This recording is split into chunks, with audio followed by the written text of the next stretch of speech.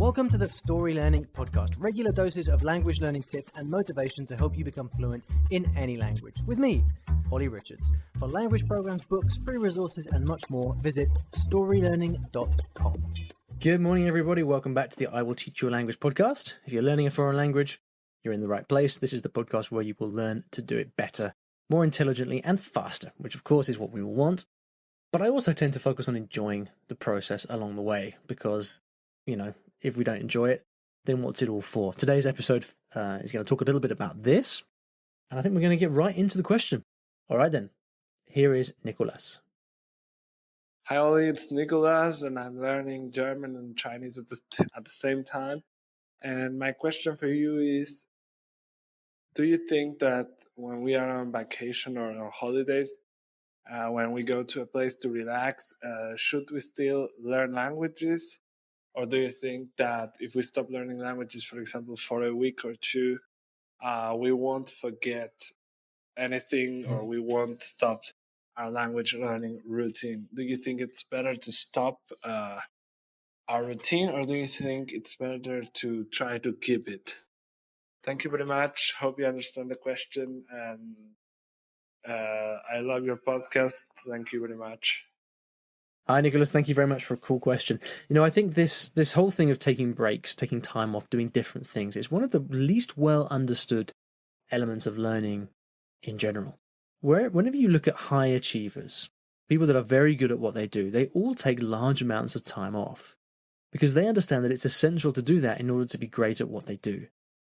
My life, when I look back over my life, there's all kinds of times when I've been away for a couple of weeks and I've come back to whatever it was that I was doing, and a couple of things happen. Like, first of all, the fact that you've just taken a break means that you come back and you're much fresher. You appreciate so much more what you're doing. But also, the act of when you come back, you can catch yourself more easily slipping into. You can catch the bad routines and bad habits you've got much more easily.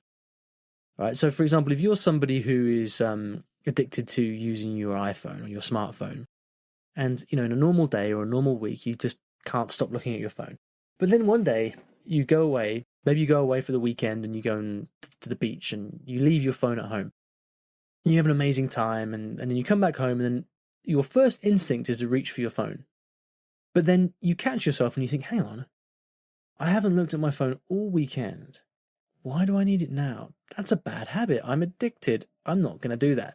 So the fact that you've been away helps you to catch those bad habits that you had. And this applies obviously just as well to language learning. But we can actually go much deeper than this simple behavioral thing of catching your bad habits and just being fresher to your study. Barbara Oakley in episode 202 was on the podcast, and we talked a lot about the science of learning. Barbara Oakley is the creator of the Learning How to Learn online course, which is the biggest ever online course. They've got over 2 million students. And she's well known for talking about this concept of the focus mode and the diffuse mode. And this is something that we now understand to be at play when we're learning new things. Now, the focus mode is when you're looking at something in detail, and the diffuse mode is when you're doing the exact opposite. All right, so let's think of an example. Let's say that you're trying to learn the present perfect in Spanish.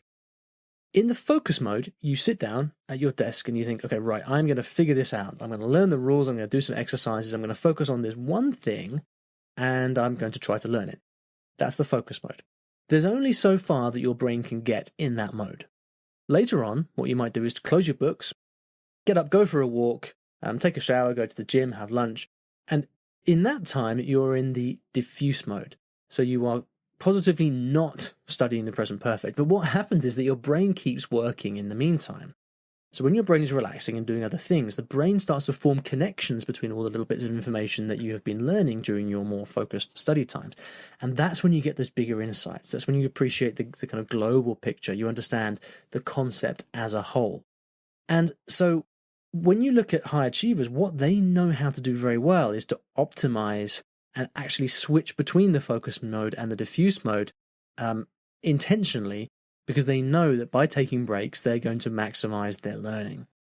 Now, when you read books on productivity and time management and things like this, people talk about this a lot as a really important part of energy management. And so, for example, the Pomodoro technique, which everybody's familiar with, where you have 25 minutes of work followed by 5 minutes of break, followed by another 25 minutes of work, followed by 5 minutes of break, relies on the same principle, right? Which is that if you want to keep up a sustained period of work or study or focus, then you have to have breaks in order to make the most out of that. But here's the interesting thing. It's not so much the break that helps you, but it's what you do during that break. So if during that break you just sit and play with your phone, then you're probably not going to make much out of that break, right?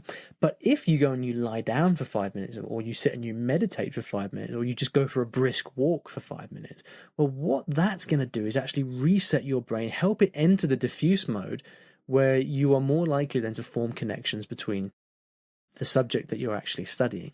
So in my case, I do a lot of writing. I write lots of emails, I write lots of blog posts, I write lots of books and things like that. And so my routine at the moment is in the morning, I'll sit down and I'll do 90 minutes of work, of focused work. I find that I can concentrate pretty well for 90 minutes. But then, crucially, what I do is I get up and I just walk for like 20 or 30 minutes. I'll just walk through the park, down the street, whatever it may be. And I'll think about stuff. I'll listen to an audiobook, whatever. During those 20 or 30 minutes, the fact that I'm up and I'm moving totally pulls me out of whatever I was doing before.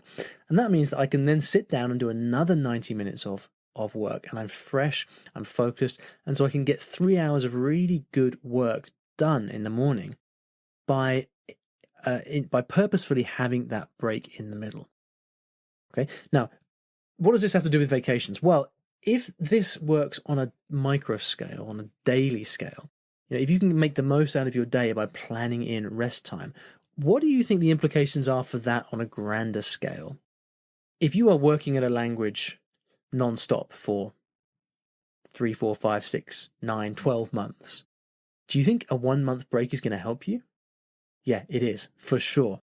As soon as you stop actually actively studying, you stop trying, incredible things go on in the background. I guarantee you, you will start to form connections between words that you never realized before. You're going to start to make sense of grammar.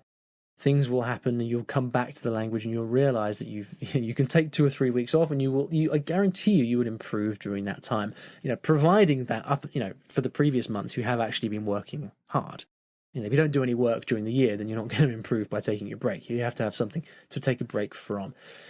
So this is what it comes down to, really, Nicholas. I think assuming that you do work consistently at whatever it is at your languages, then a 2 or 3 week break is a very desirable thing. I would leave your books at home.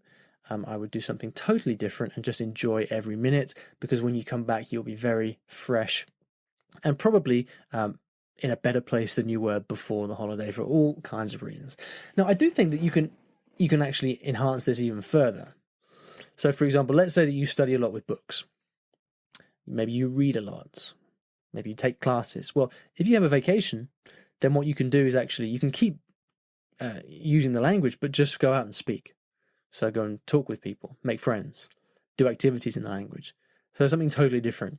You don't have to take a break necessarily from the entire subject, but if you take a break from the things that you've been doing and do something completely different within the subject, so you do speaking instead of reading, or reading instead of speaking, or whatever, then I think that can have the same effect. If you are focusing on just doing detailed study, vocabulary and grammar, then your rest from that would be just go out and speak.